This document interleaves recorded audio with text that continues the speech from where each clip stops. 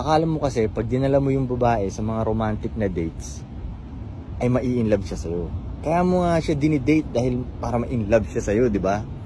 Pero tol, baliktad yun.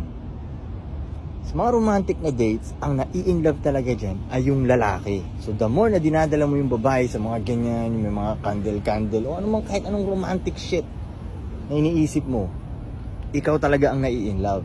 Balang araw, yun, ikaw yung nahihirapan umalis, ikaw yung nahihirapan maka-move on, or ikaw yung makikiging heartbroken kasi ikaw yung in love eh.